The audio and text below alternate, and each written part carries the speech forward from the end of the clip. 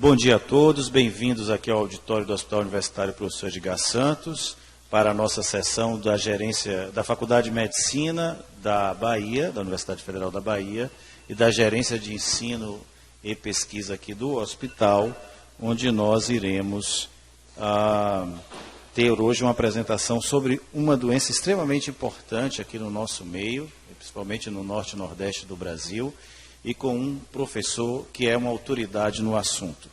Então, o tema hoje de nossa sessão é sobre leishmaniose tegumentar, e nós vamos, então, abordar com o professor Paulo Machado sobre avanços na patogenia e tratamento.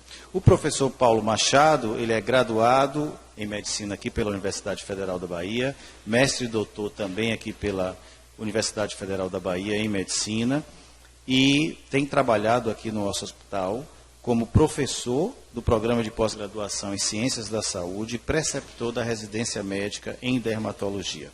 O professor Paulo Machado tem experiência nas áreas de imunologia e dermatologia, tem trabalhado com imunologia celular, imunoterapia, conduzido ensaios clínicos nesta área e atuado em diversos aspectos da leishmaniose tegumentar, hanseníase e reações hansênicas, estudando os aspectos clínicos e imunopatológicos dessas patologias.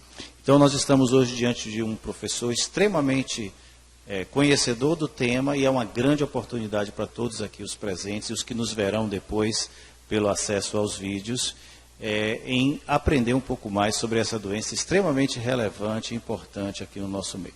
Eu vou passar a palavra para o nosso querido professor Paulo Machado, para que possa nos presentear com essa exposição. Professor, por favor, tenha a palavra.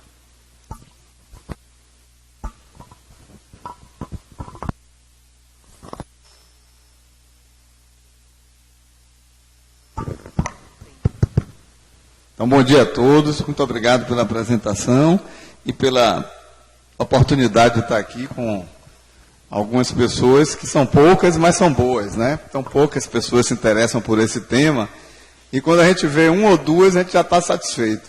Não é não, Vitor? Então é isso, vamos lá, gente. Essa é uma doença muito importante no nosso meio, porque o Brasil, como vocês vão ver aqui, é um dos países principais no mundo no número de casos de leishmaniose tegumentar americana. Estou tentando passar.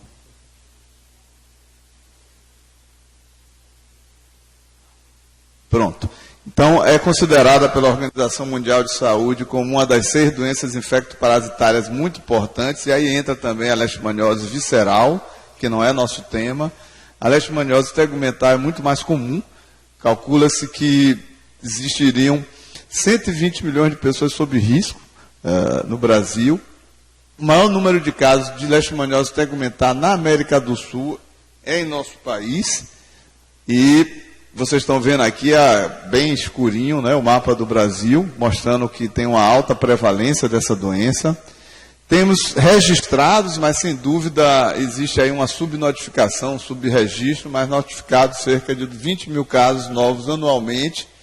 Uma grande parte desses casos na região norte, nordeste, centro-oeste, mas principalmente norte e nordeste. Mas todo o Brasil apresenta casos de leishmaniose, principalmente em regiões rurais. Essa é uma doença que tem um contexto que também é interessante, além do contexto ecológico. O contexto ecológico é o fato de que a leishmania, protozoário que vive em conexão, em equilíbrio com o meio ambiente há milhões de anos. E quando o ser humano, através do desmatamento, da entrada na mata para acampar, para desmatar, para pescar, para caçar, ele vai ser acidentalmente picado pelo flebótomo, e onde vai haver, então, a inoculação da leishmania e o aparecimento ou não da doença. Então, esse contexto ecológico é importante, e um outro contexto é justamente em função disso, muitos indivíduos muitas vezes vão fazer exatamente o desmatamento, vão entrar nessas regiões como trabalho, como fonte de sustento. E essas são as pessoas que estariam mais sujeitas a apresentar a doença.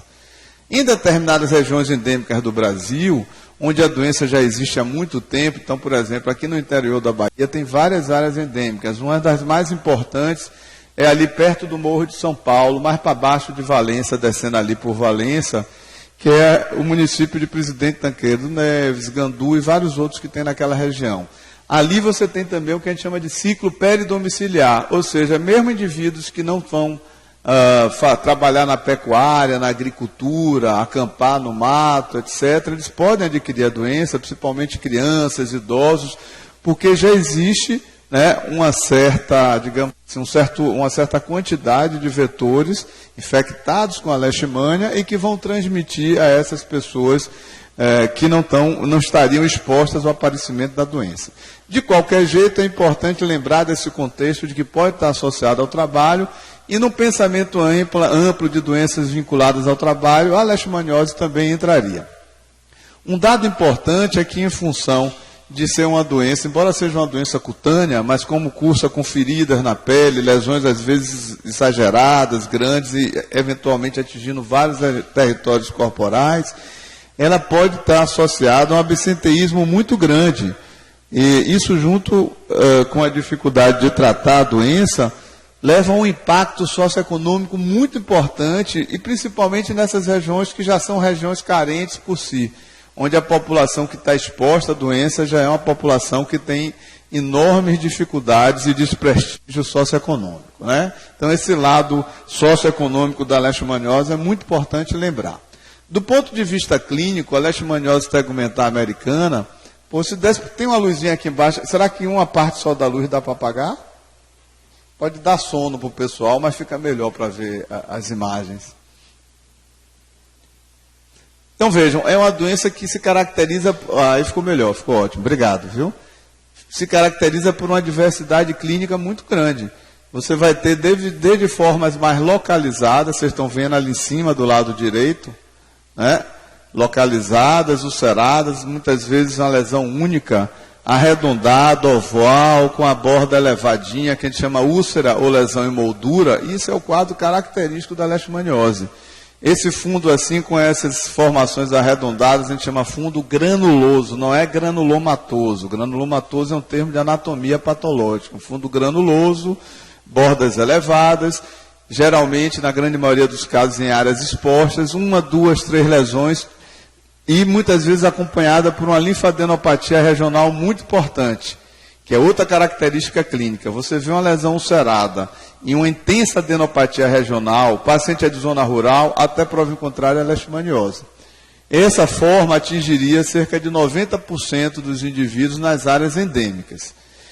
Antes de ficar assim característico, a doença pode se manifestar por uma lesão pequena, uma pápula ou um pequeno nódulo infiltrado, também com intensa adenopatia regional, que depois de algum tempo, depois de 1 mês em média, vai ulcerar e vai ficar típico como essa daqui. Existem várias outras manifestações da leishmaniose, a forma esporotricoide, que lembra a esporotricose, que são nódulos seguindo um trajeto linfangítico, formas verrucosas, vegetantes, como vocês estão vendo aqui. Essa é uma forma vegetante, essa é uma forma mais verrucosa, cutâneo mucosa, porque além de atingir a pele, está atingindo a mucosa nasal. Essa é uma forma que nós chamamos aqui do lado direito, gente, olha, tem essa lesão já cicatrizada, mas vocês estão vendo que a borda ficou novamente infiltrada e com um bocado de pápulazinha na periferia. Então, essa é uma forma recidivante, a gente chama de leishmania recidiva cutis. A forma mucosa, que eu vou mostrar aí mais para frente, que é uma forma agressiva, difícil ainda mais de tratar e que atinge cerca de 3% dos pacientes na área endêmica, forma disseminada e a forma difusa. Aqui vocês estão vendo do lado direito um paciente com a forma disseminada, que também é uma forma muito agressiva, que se caracteriza por dezenas a centenas de lesões e que a gente tem visto crescer muito na região endêmica por motivos ainda não muito entendidos. Bom, aí então vamos falar um pouquinho dela. A forma disseminada, digamos assim, clássica, quando você vê os dados de literatura de outras regiões, de outros países, essa é uma forma normalmente associada à imunossupressão, na maioria desses relatos que vêm de fora. Então são pacientes que podem ser portadores de HIV, podem ter um carcinoma, um linfoma, ou fazer uso de imunossupressor. Mas pode ocorrer também em indivíduos rígidos, e é o que a gente vê na área endêmica. Na área endêmica é muito incomum a gente encontrar pessoas que são portadoras de HIV. São pouquíssimos os casos que a gente tem, temos um ou outro, mas geralmente essa forma aqui vai atingir pessoas aparentemente sadias, e quando a gente pesquisa HIV, HTLV, algum tipo de imunossupressão, não encontra nada, e ela é extremamente agressiva, como vocês podem ver, com lesões papulosas, infiltradas, crostosas, algumas lesões aqui lembram lesões de acne até, né? Uma espinhazinha, lembra aquela acne mais inflamatória, então a gente chama de lesões acneiformes. O que é muito interessante, entre aspas, do ponto de vista científico, é que a gente considera essa uma forma emergente de leishmaniose tegumentar americana na região endêmica onde o nosso grupo trabalha. E certamente isso pode ocorrer em outras regiões do Nordeste do Brasil, mas não está sendo notificado ou divulgado. Como o nosso grupo atua nessa área endêmica há mais de 4 décadas, sob a liderança do professor Edgar Carvalho, a gente sempre teve a capacidade de diagnosticar essa doença, e o que é que se nota? Nos anos 70, ela era bastante incomum. 0,2% somente dos casos eram de leishmaniose disseminada na área endêmica. Hoje em dia, cerca de 5% dos casos são de leishmaniose disseminada. Então esse é um dado bem interessante, alguma coisa mudou aí no perfil ecológico. A gente sabe que a Leishmania brasiliensis, pessoal, que é a principal agente da leishmaniose tegumentar no Brasil, e a única, por enquanto, encontrada atualmente na Bahia, ela é muito polimorfa, ela muda muito, digamos assim, o perfil genético dela. E esse perfil genético de mudança da Leishmania pode se caracterizar por uma maior ou menor agressividade, e em parte está respondendo ao fato de que a gente vem notando uma quantidade maior desses casos. Tem alguns estudos do nosso grupo, feitos por Albert Sheriff e por outros componentes do grupo, que mostram que determinadas alterações genotípicas da Leishmania brasiliensis se associam a uma maior chance de desenvolver a forma disseminada ou a forma mucosa, por exemplo. Como é que é clinicamente esse quadro? Existe uma lesão ulcerada inicial, que muitas vezes vocês estão vendo aqui, olha, do lado esquerdo inferior, na perna do paciente, que é muito semelhante à lesão típica da forma cutânea, e depois de alguns dias ou poucas semanas, o paciente começa a ter uma certa sintomatologia sistêmica de astenia, febre, mialgia, mal-estar, linfadenopatia ou não, e o aparecimento de dezenas a centenas de lesões por vários territórios corporais, ou atingindo todos os territórios corporais ou uma boa parte deles. E essas lesões são polimorfas, ou seja, você vai encontrar vários tipos de lesão. Você vai encontrar lesões ulceradas, você vai encontrar lesões papulosas, infiltradas, crostosas e um pouquinho nodulares, como vocês estão vendo aqui no rosto, com muita crosta, inflamação. Você vai ver também essas lesões que lembram lesões de acne, lesões acneiformes, como a gente chama, né? O fato de ser acompanhado dessa sintomatologia sistêmica fala a favor de um quadro de disseminação hematogênica, embora isso não tenha sido claramente comprovado ainda. Bom, vocês estão vendo aqui um outro paciente mais idoso, então é aquilo que eu falei, olha, a gente vê muitos casos ultimamente em pessoas mais idosas ou em crianças. Olha aqui um bebezinho com a forma disseminada, né? E essas lesões desse paciente são ainda mais inflamatórias e mais graves nessa criança também.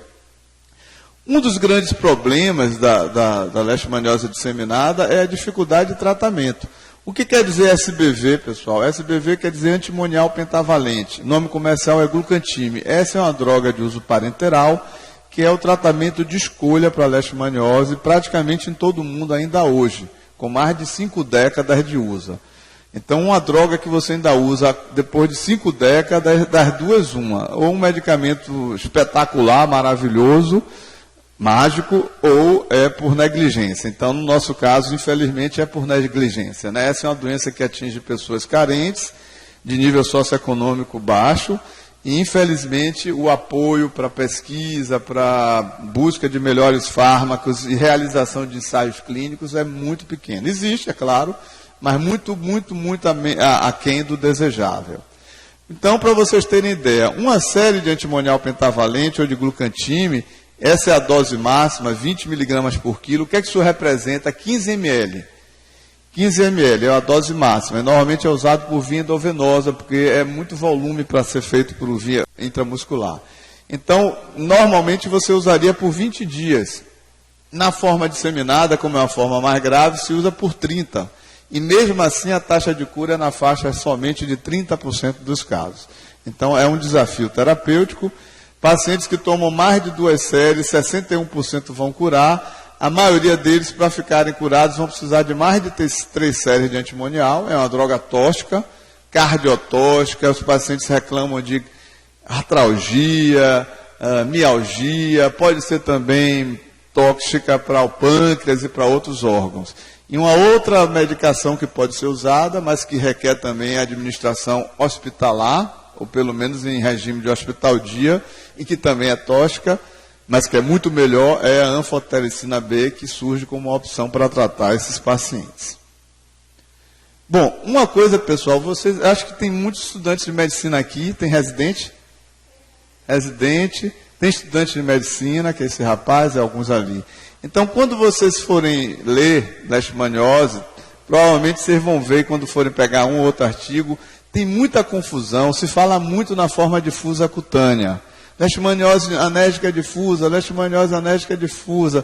Bom, é interessante falar nessa leishmaniose, porque ela, do ponto de vista clínico e imunológico, ela é realmente muito interessante. Porque o que é que acontece aqui?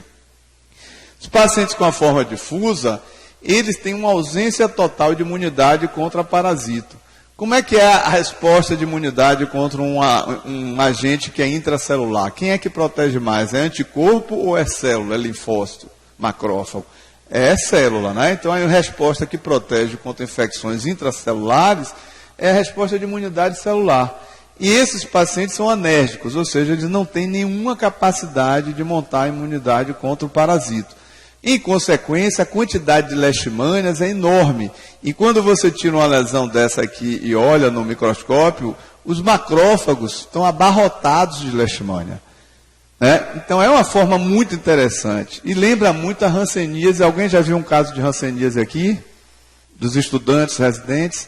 A gente tem muita hanseníase no Brasil também. Segunda de tarde tem um ambulatório que a gente coordena lá na Dermato. Lembra muito a forma polar e mais grave da hanseníase, que é a forma vichoviana. Por quê? Porque o paciente com forma vichoviana, ele também tem alergia contra o bacilo. O bacilo se multiplica super lentamente, mas numa quantidade enorme dentro dos macrófagos, e até a clínica é parecida.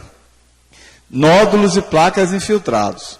No caso da leishmaniose difusa, o porém que eu quero chamar a atenção de vocês é o seguinte: ela é muito rara. Teoricamente, na Bahia ela não existe, porque a gente não encontra mais brasilienses aqui. Parece que até uns 50 anos atrás tinha algumas leishmanias amazonenses, mas já há muito tempo que não existe. E a forma difusa, ela normalmente só ocorre na infecção por leishmania amazonense, ou seja, lá no norte do Brasil.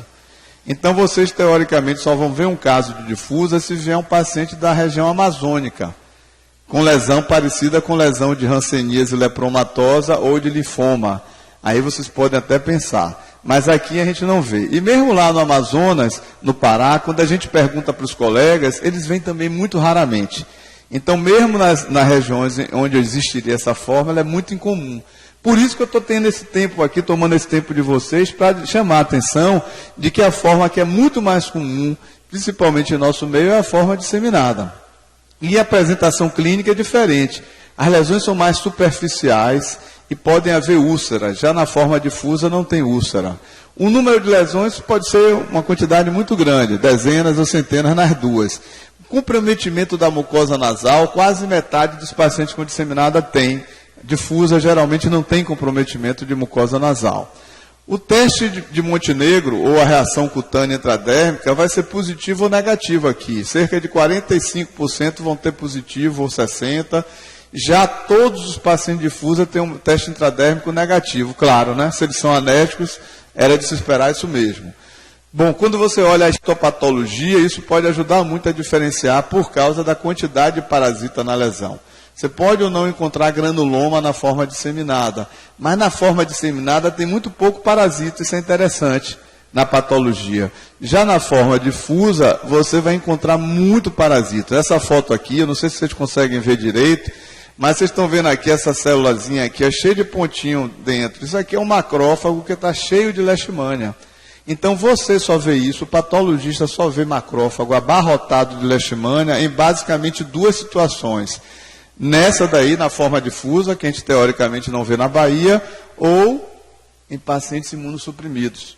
Paciente com HIV, que não está em tratamento, ou que está com a carga viral elevada, CD4 muito baixo, ou com algum tipo de imunossupressão importante, aí ele vai ter muito parasita na lesão também.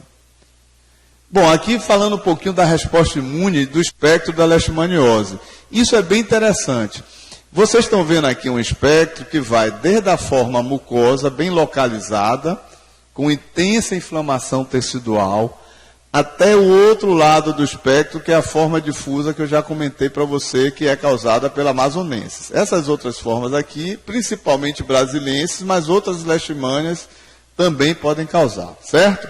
Bom, o que chama a atenção aqui é o seguinte: você pega a célula do sangue periférico desse paciente, estimula, né, com antígeno de leishmania e depois vai ver a quantidade de interferon, que é uma citocina que protegeria contra a doença, e ou TNF, que ajuda a formar o granuloma, certo? Então, o que é que vai acontecer na forma mucosa, lá no extremo do espectro? Uma quantidade enorme de interferon e de TNF são produzidos. Teoricamente, esse paciente não era para ter doença, mas ele tem uma doença muito destrutiva e inflamatória. O que é que isso sugere? Quando a gente compara com quem tem na forma cutânea ulcerada é parecido, na disseminada também tem, mas nem tanto. Mas o que é interessante aqui nesse espectro é quando a gente compara o que acontece aqui, na cutânea ulcerada, na mucosa, com o que acontece na amazonense, mas principalmente em quem acontece aqui. Ó. Quem é isso aqui? O que é isso aqui? É o paciente que a gente chama de subclínico, ou é o indivíduo subclínico. Quem seria essa pessoa? É aquela que mora na área endêmica, que nunca teve leishmaniose, nem cicatriz de leishmaniose, e quando você faz a intradermo reação, está positivo. Quer dizer, o sistema imune dela já se encontrou com a leishmania. Essa pessoa já foi picada pelo flebótomo, que já injetou leishmania e ele não fez a doença. E aí o que é interessante é que quando você pega as células dele e verifica a produção de interferon e TNF após o estímulo com leishmania, tem produção. Não é como aqui na forma anésica, que a produção é zero. Né? Então isso sugere que essa resposta imune de citocinas que são protetoras, ela tem que ser modulada, ela não pode ser exagerada. Quando ela é muito forte, ela vai diminuir realmente a quantidade de leishmania. Na mucosa, o patologista tem que procurar mesmo, e às vezes ele não encontra. Mas não impede a doença, e às vezes é uma doença até mais inflamatória e mais destrutiva. Então isso já, né, aponta para a gente que, pelo menos em parte, a doença também está vinculada não somente à presença da leishmania, mas a uma resposta imune inflamatória exagerada, né, pelo hospedeiro, ok? Então aqui vocês estão vendo isso aí, desculpem, alguns slides estão em inglês. Então vamos lá, olha, a resposta imune TH1 é fundamental para controlar a infecção. O interferon é importante para ativar macrófago, né, estimula a produção de óxido nítrico e outras moléculas que vão destruir o parasita dentro da célula. Ok. Então, uma referência aqui é de Olivia Bacelar, que é lá do grupo do Serviço de Imunologia. Mas a resposta imune inflamatória, ela está associada claramente com patologia. Vários grupos têm contribuído para esse entendimento, e um dos grupos que tem mais contribuído é o nosso grupo, e alguns estudos também, principalmente com Edgar, com Olivia, feitos aqui na Bahia. Por que isso? Porque, mais uma vez, quando você vai ali para aquele espectro, o lado de mucosa, cutânea ulcerada, tem muito pouco parasita, mas muita produção de interferon TNF. Quando você olha na patologia, tem uma infiltração inflamatória enorme nessas lesões. Granuloma, muita célula inflamatória. Né? Quando a gente verifica esses subclínicos que eu comentei com você, a resposta TH1 existe. Ela não é ausente, mas é muito mais light, é mais leve. Né? E um dado muito interessante que a gente documentou, esse foi um dos trabalhos que a gente fez na época do mestrado e orientado por Edgar, né? Se você pega pessoas na fase bem inicial da doença, em medicina a gente aprende uma coisa que é verdade, né? Quanto mais cedo tratar a doença, melhor. Qualquer doença, ainda mais se for uma doença causada por um agente externo. Infelizmente, na leishmaniose isso não mostrou ser verdade na nossa documentação, porque a gente fez uma publicidade na área endêmica, assim, olha, não espere a ferida. Se aparecer um caroço, uma íngua, né? E uma das pessoas que foi fundamental nesse estudo aí foi o Dr. Edgar Lago, que é o agente de saúde e que é o coordenador do posto de saúde de Cor de Pedra, que tem um vínculo muito forte com a população e com a doença há muitas décadas. Então, Lago fez essa publicidade. Gente, quem tiver com íngua e carocinho na perna, venha para cá, porque pode ser leishmaniose. E aí a gente comprovava que era leishmaniose e tratava bem no começo, antes de fazer úlcera. E mais da metade dos pacientes, mesmo assim, tinham evolução para úlcera. 45% deles tinham falha terapêutica e precisavam de um novo tratamento. Então, esse é mais um dado que mostra que você matou a leishmania e isso não foi suficiente para a doença curar, né? Existe toda aquela resposta inflamatória ali que é responsável por ela. Outros dados interessantes, um dos dados também bem interessantes que nosso grupo mostrou em colaboração com pessoas e colegas de Minas Gerais, Valdeir Dutra, Ken Golob, Antonelli, é que quando você pega esses pacientes aqui, mede a úlcera, e para cada um que você mediu a úlcera, você verifica a quantidade de linfócitos que estão produzindo, que estão estimulados pelo antígeno, e de que produzem interferon e TNF, isso tem uma correlação direta com o tamanho da úlcera. Então, quanto maior a úlcera, maior a quantidade de linfócitos produzindo interferon e TNF-alfa. Então, isso é um outro dado que mostra a importância da resposta imune como algo a ser pensado, no mínimo, ou, se possível, de alguma maneira, uma intervenção para que isso ajude esses pacientes a curar mais rápido. Uma substância muito importante no dano tecidual são as metaloproteinases. Uma delas, a 9, que ela está associada a dano tecidual e processo inflamatório, né, também está associado na patologia da cutânea, e também, quando a gente vê o gráfico de correlação, é muito parecido com aquele lá de cima, mas eu acho que eu não botei aqui não. Tem sim, também, já tinha até esquecido desse slide aqui, que bom. Então aqui vocês estão vendo uma outra citocina importante no dano tecidual. Interferon, TNF lá atrás, e uma que chama-se interleucina 1-beta. A interleucina 1-beta também tem uma correlação direta com o tamanho da lesão, vocês estão vendo aqui embaixo, do lado esquerdo, e com o tempo de doença. Quanto mais longa a doença, maior a produção de IL-1-beta, e quanto maior a produção de IL-1-beta, maior o dano tecidual. Então, esses são outros dados a favor dessa resposta imune como sendo negativa para o paciente quando ela é exagerada. Bom, o grande problema que a gente tem que enfrentar é esse aqui. Mesmo na doença localizada, que teoricamente seria mais fácil de curar, o tratamento ainda é desafio, uma vez que cerca de 45%, quase metade desses pacientes, não respondem ao tratamento. A gente teria duas estratégias para tratar a leishmaniose segmentar americana. Uma que é mais convencional e racional inicialmente, que é justamente usar como alvo parasita, é usar um medicamento, claro, que mate o parasita, né? Do mesmo jeito que a gente usa antibiótico para tratar infecção bacteriana, antiviral para vírus, etc.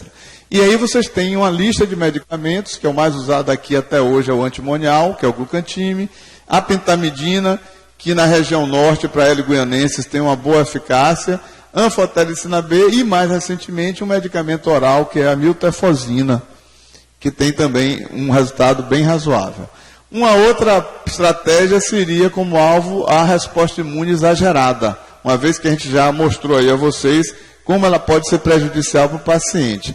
E aí a gente preconiza, e vários estudos do nosso grupo têm ido nessa direção, que associar imunoterapia, substâncias que diminuíam, que não sejam substâncias que abortem, que sejam bloqueadoras da resposta imune, mas que modulem, né, que equilibrem essa resposta imune, elas podem ser úteis. E aí entra um grupo de substâncias que são citocinas, ou medicamentos, ou antígenos, ou bloqueio de citocinas, que poderia ser útil.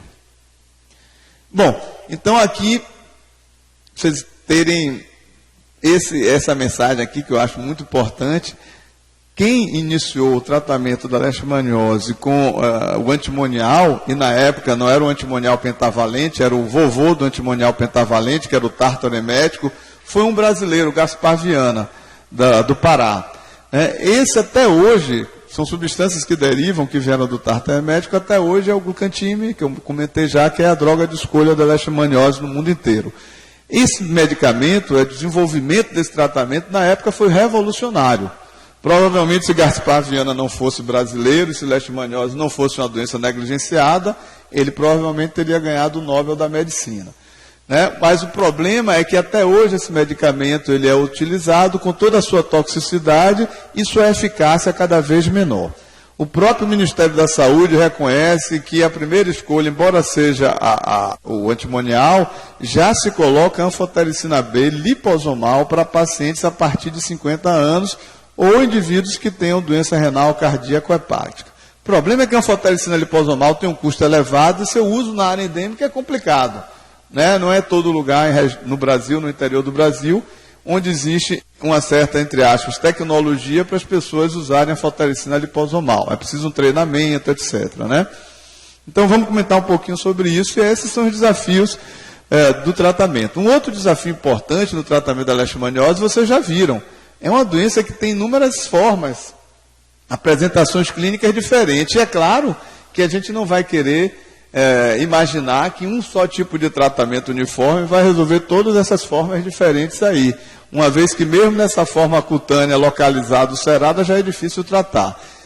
Como se não bastasse, nos últimos anos, não só aqui na nossa área endêmica, mas em outras regiões do Brasil e em outros países da América do Sul, tem se descrito cada vez mais o número de formas, aumento de formas mais atípicas e difíceis de tratar, junto com o tempo de cicatrização lento, diminuição de taxa de cura e aumento da resistência. Sem falar nas dificuldades do uso desses medicamentos, que eu já comentei, glucantime, pentamidina, são todos medicamentos injetáveis e tóxicos, né? Então vocês aí têm uma ideia do tamanho do desafio.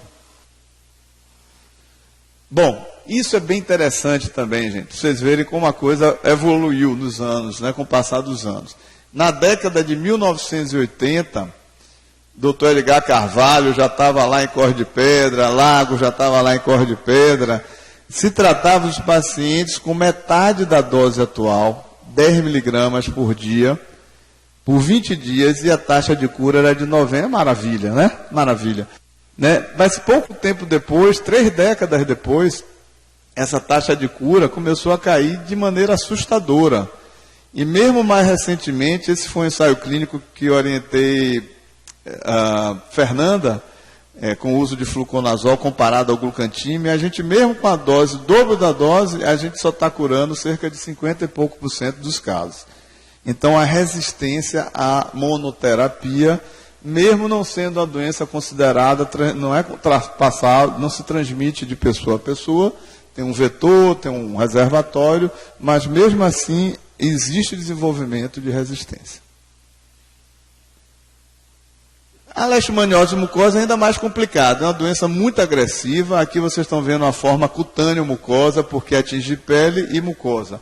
Aí por que vocês chamam normalmente de forma mucosa? Porque é muito mais comum. É muito mais comum a manifestação puramente mucosa do que cutânea mucosa. Então, nessa forma mucosa, apesar também de se usar 30 dias e a dose máxima, a falha terapêutica é muito grande. E muitos pacientes, a exemplo da disseminada, vão precisar de várias séries de glucantime ou de anfotericina B. A miltefosina, que é um medicamento oral, ainda não tem sido testada e variou muito. Na Bolívia deu uma cura muito legal, no Peru foi ruim, e no Brasil ainda está se estudando. Anfotericina liposomal certamente seria útil, mas também não tem praticamente estudo nenhum. Então essa é outra forma complicada de tratar. O que é que aconteceu com também o passar do tempo? Há muitos anos que esse grupo que trabalha com leishmaniose aqui no interior da Bahia tem se preocupado com essa dificuldade de tratar os pacientes com a forma mucosa.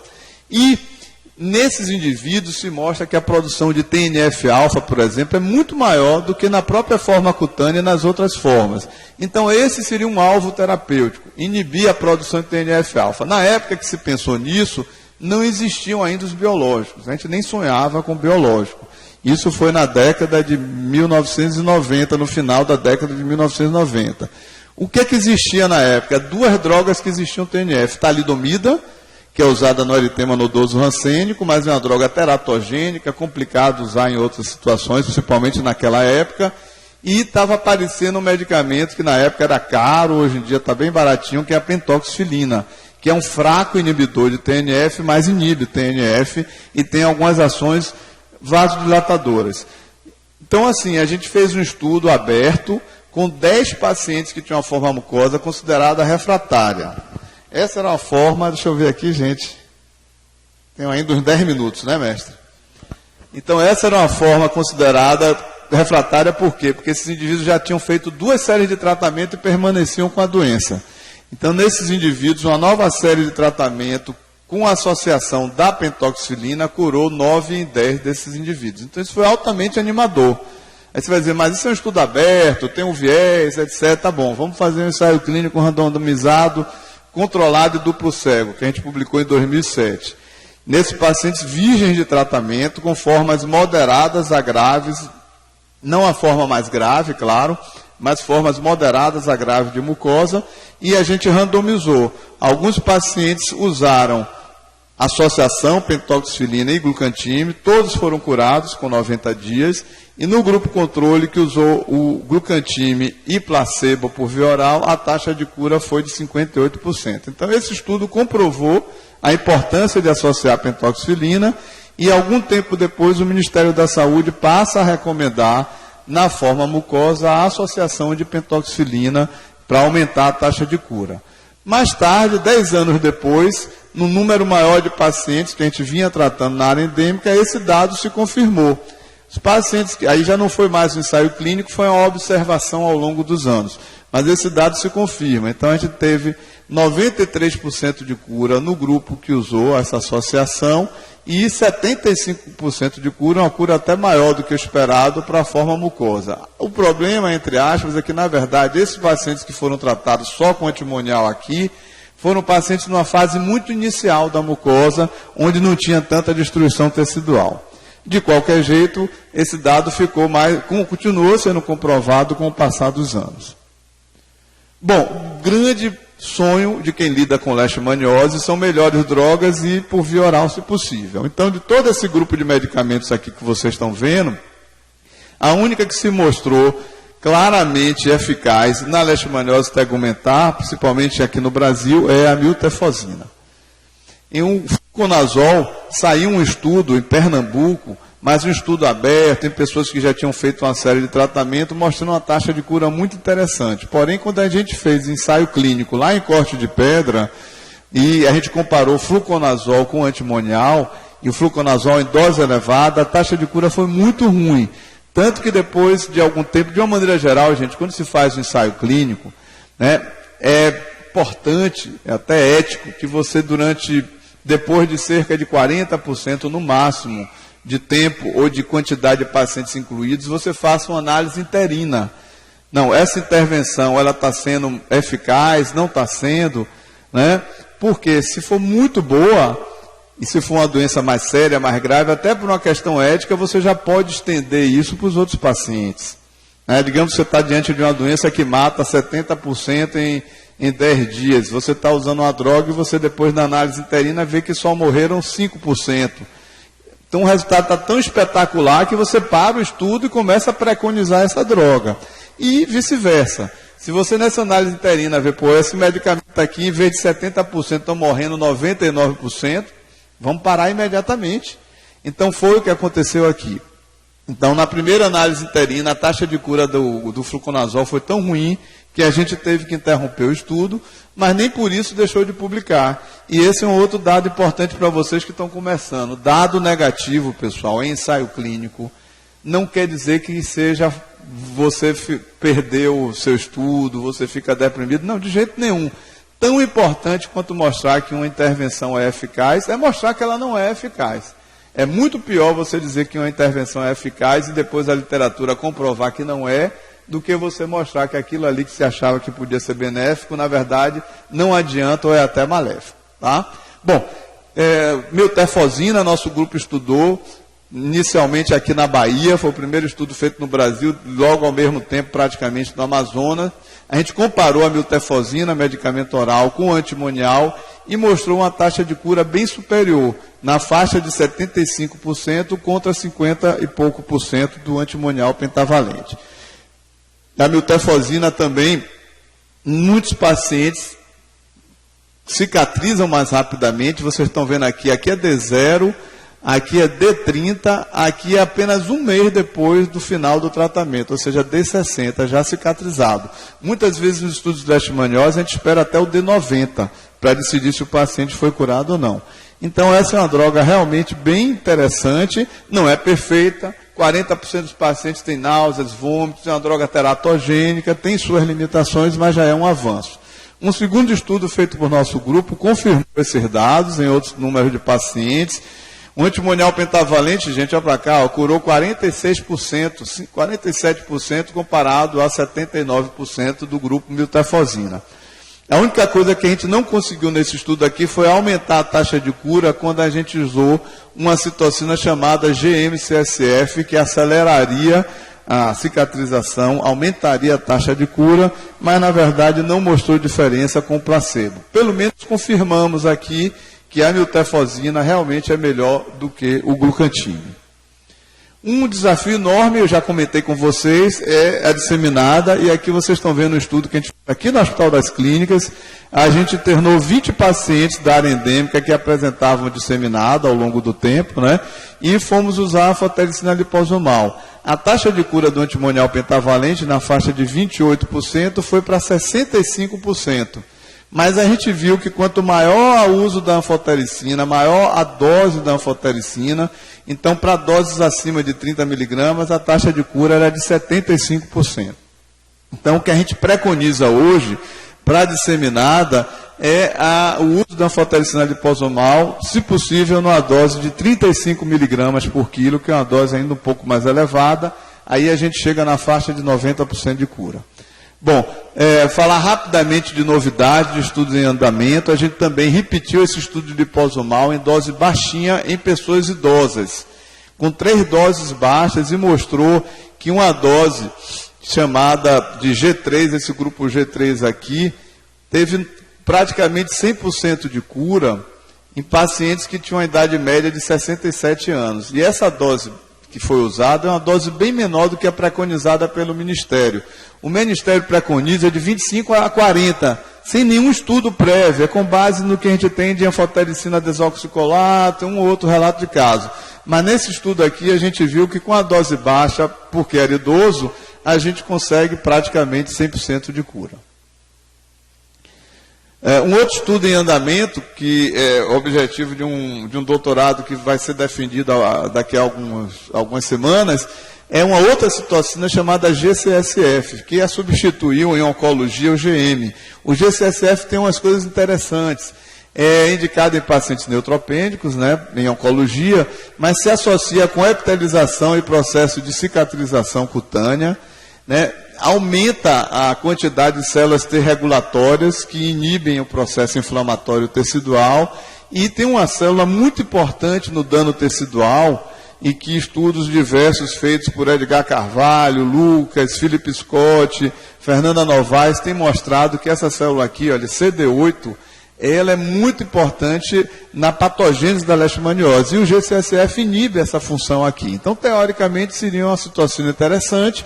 A gente também randomizou 2 grupos de pacientes.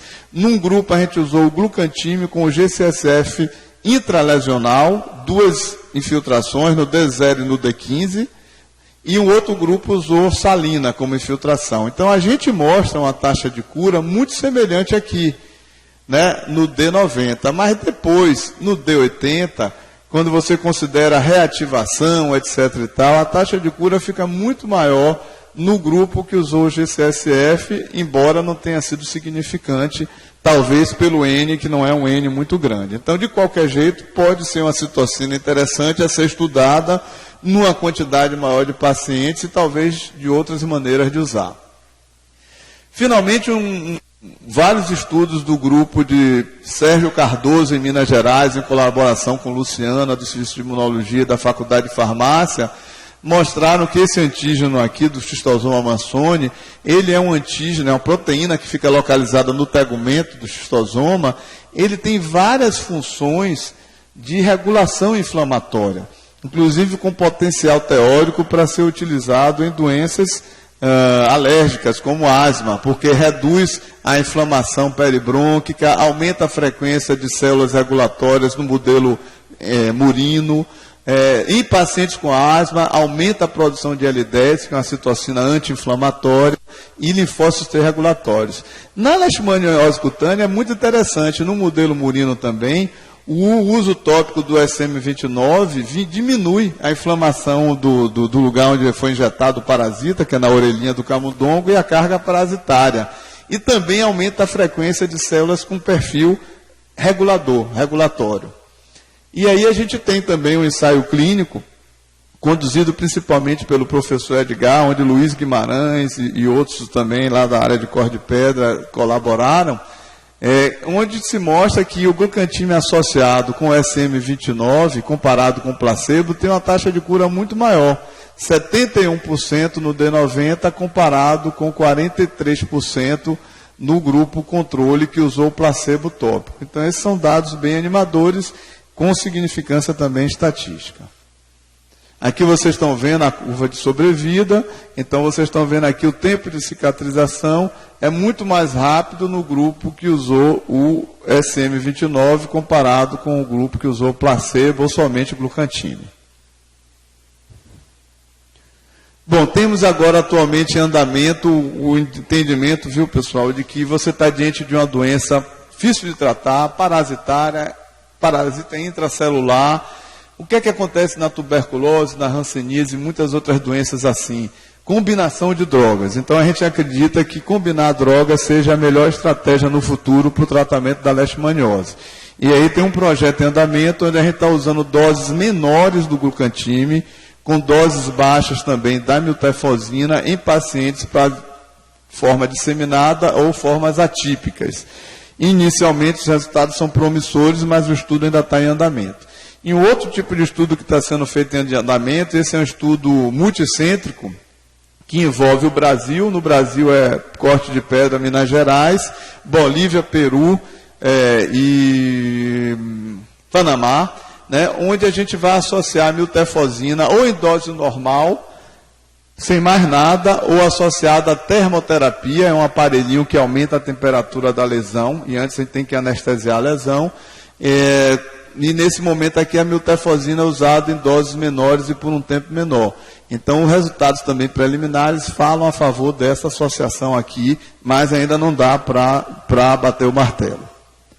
Aqui é só um caso clínico rápido, gente. Vocês estão vendo aqui, olha que doença exuberante, assustador. Então, esse paciente idoso, né, lá em Corte de Pedra, o que é que a gente fez para ele? A gente fez uma dose assim, quase homeopática de glucantime, 10 miligramas, 3 vezes por semana, justamente para evitar a cardiotoxicidade, mesmo ele tendo um SCG normal. E a gente associou a miltefosina numa dose também um pouquinho menor. Normalmente a dose normal é 150, 3 cápsulas. A gente fez 28 doses, que é o tempo normal. Olha como esse paciente já estava depois de 60 dias. Então, isso sugere, né, que realmente a associação de medicamentos é importantíssima no manejo da leishmaniose, além da imunoterapia para determinadas situações. Tudo isso que eu mostrei a vocês aí, pessoal, é fruto de um bocado de gente que trabalha um bocado, dizem que baiano não gosta de trabalhar. O pessoal que vem de fora aqui, os americanos, dão risada disso, porque eles sabem quem trabalha um bocado. Eles dizem assim, que baiano gosta de trabalhar e de se divertir. Então, vocês se defendam aí quando o neguinho esculhambar com o baiano, viu? E não, a gente gosta de trabalhar e de se divertir. Enfim, aqui na área endêmica, Edgar, vários pesquisadores, Albert Xerife, Marcos Lessa, Luiz, aqui Lago, Neuza e o grupo todo que dá um apoio fortíssimo lá na área endêmica, e muitos pesquisadores e pós-graduandos, junto com colaboradores de outros estados e de outros países, produziram e produzem um bocado de conhecimento aí nessa área. Obrigado, gente. Obrigado pela atenção.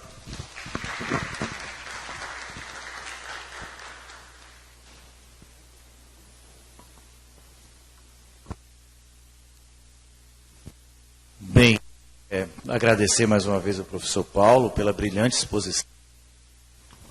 Opa. Bom, eu fico... Professor, um grupo de pesquisa baiano, brasileiro, né?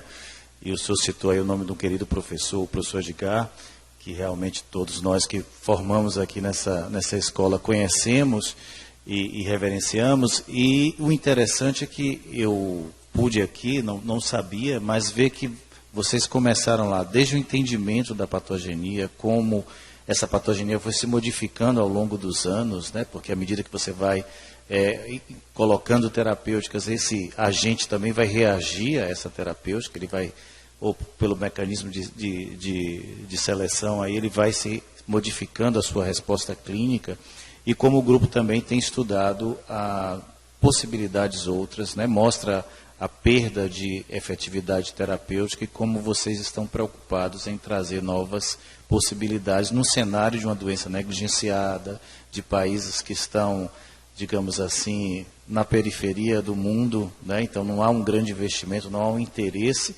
embora, como o professor colocou aqui, para quem nos ouve e nos verá depois, são 20 mil casos novos por ano, né? Então não é irrelevante pensar nessa quantidade, e como a gente tem dificuldade de tratar, mais ou menos metade vai acabar precisando de um novo curso terapêutico, e como a gente está defasado, né, em relação a isso, e de como o grupo tem trazido respostas. Eu queria aproveitar, antes de passar a palavra para a colega da plateia que vai fazer uma pergunta, aqui a gente vê várias perspectivas, algumas já um pouco mais consolidadas, né, de mudanças nas indicações terapêuticas de um possível consenso brasileiro, digamos assim.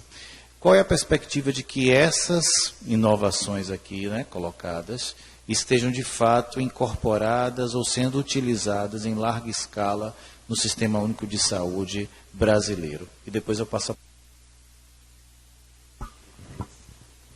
Bom, agradeço aí pelos seus comentários. Na verdade, isso aí tudo é um grupo grande de pesquisadores, e aqui a gente tem que homenagear muito Edgar. Edgar é um pesquisador completamente fora da curva, né? Ele, junto com a Lívia, criou esse serviço de imunologia há uns 40 anos e é um exemplo de pesquisador, de capacidade de agregar, de fazer colaboração, de ter sempre questionamentos novos e correr atrás.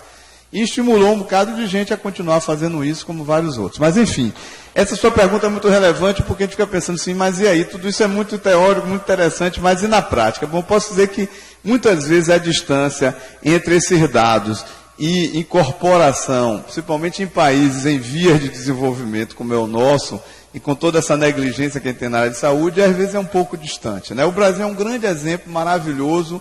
Quase a gente perde isso, mas estamos retomando com relação às vacinas, com relação à política de enfrentamento de AIDS, né? Isso aí.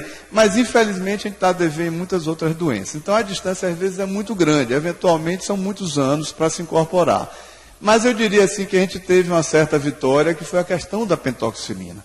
A pentoxifilina, já há muito tempo, foi o nosso grupo que iniciou esses estudos, o Racional, o estudo, com o professor Hélio Lessa, não sei se alguns aqui conheceram, que era o chefe da Otorrino, né? Então, hoje em dia, já há algum tempo, o Ministério da Saúde recomenda a pentoxifilina em associação antimonial na forma mucosa.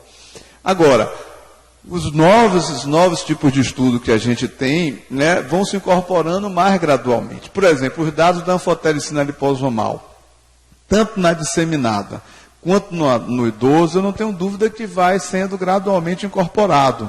Porque aí quem se vê diante do desafio de tratar e vai escolher liposomal para o idoso, ele vai ver nosso dado na literatura. E, eventualmente, numa nova revisão do manual de leishmaniose, pode ser que o Ministério já diga, olha, com base em tal estudo, a dose pode ser menor, vai economizar dinheiro, vai ser melhor para o paciente, idoso, tal, que mantém uma boa taxa de cura. Já as citocinas, né, o uso de GCSF, por exemplo, o do SM29, são muito interessantes como prova de conceito, de você mostrar que realmente essa resposta inflamatória tecidual, ela tem que ser cuidada, nem que seja em situações especiais, se não for na rotina, mas o uso rotineiro aí requer uma quantidade maior de estudos mostrando isso e também o acesso a esses produtos, né? O SM29 está tendo todo o esforço de Sérgio e de próprio Edgar para tentar uma colaboração com Biomanguinhos, no sentido de tentar ver se o próprio governo brasileiro investe na produção do SM29. Né? Eu não tenho dúvida que se isso tivesse sido desenvolvido na Alemanha, nos Estados Unidos, já estava tendo um ensaio clínico em vários lugares do mundo, em asma, em dermatite atópica, porque é interessante também nessas doenças alérgicas inflamatórias. Infelizmente aqui as coisas vão ser bem mais lentas, mas a gente sempre tem a esperança de que no futuro isso se incorpore e beneficie os pacientes, né? Professor Paulo, obrigada, foi muito boa. Eu não sou da área, então para mim foi uma boa revisão. Agora eu faria só uma pergunta, né? Eu, como clínico, né?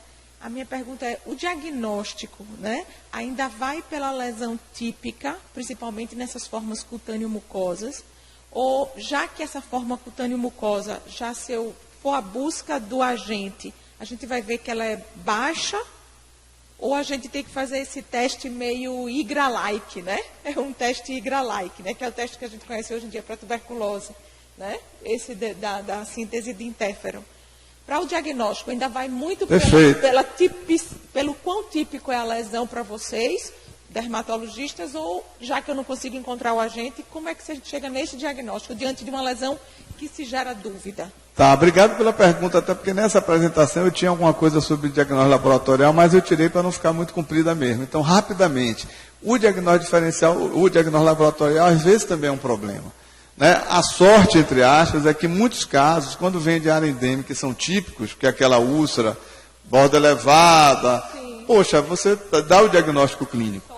Mas quando foge um pouquinho disso, ou o paciente tem uma história diferente, ou aparentemente não vem de zona rural, você precisa do laboratório, que também é uma área que desenvolveu todo pela falta de aporte de pesquisa. Mas o que é que a gente tem para o diagnóstico? Por exemplo, a intradermo-reação seria muito interessante, mas basicamente no Brasil, praticamente ninguém faz. Um dos poucos grupos que ainda produzem o antígeno de Montenegro é o nosso grupo, aqui no quinto andar, no Centro de Imunologia. A gente tem cultura de leishmania, a gente pega, faz, né, todo o processo e faz a reação de Montenegro, que é útil. A desvantagem da reação de Montenegro é que o indivíduo tem que vir depois de 2 dias para uma leitura, às vezes dá uma resposta inflamada, é tipo um PPD. Né? E também existe uma memória imunológica. Então, quem teve leishmaniose no passado, teoricamente, você não deve fazer o Montenegro, porque vai dar provavelmente um falso positivo. Então, o ideal é você demonstrar o parasita. Então, o que é que a gente tem, que a gente faz aqui? A cultura, mas a cultura só vai dar positivo em 30% a 40% dos casos, e o PCR. PCR teria uma taxa de positividade maior, mas também é uma tecnologia de custo elevado. A gente não tem ainda um teste sorológico bom, teste rápido bom, não existe ainda, embora tenha alguns estudos. A gente não tem uma coisa tipo IGRA, que seria fantástico se tivesse também, né, que tem para tuberculose, que a gente ainda não tem para leishmaniose. Então, por exemplo, esses ensaios clínicos que eu mostrei aqui, o paciente só entra no ensaio clínico quando ele tem o PCR positivo. Tecidual, da biópsia da lesão. Um outro método que tem dado até mais positivo, por incrível que pareça, que o PCR, é a imunistoquímica, mas ainda em nível muito experimental. Isso aí é Sérgio Arruda, patologista da Fiocruz. Ele tem uma colaboração com uma professora de São Paulo que fornece para ele o anticorpo monoclonal anti-leste brasiliensis. E a positividade da imunistoquímica dele é muito boa. Mas, assim, para a rotina, infelizmente, você fica com o quê? Com a histopatologia, que só dá diagnóstico se tiver a mastigota. E às vezes é difícil encontrar a mastigota nas formas localizadas.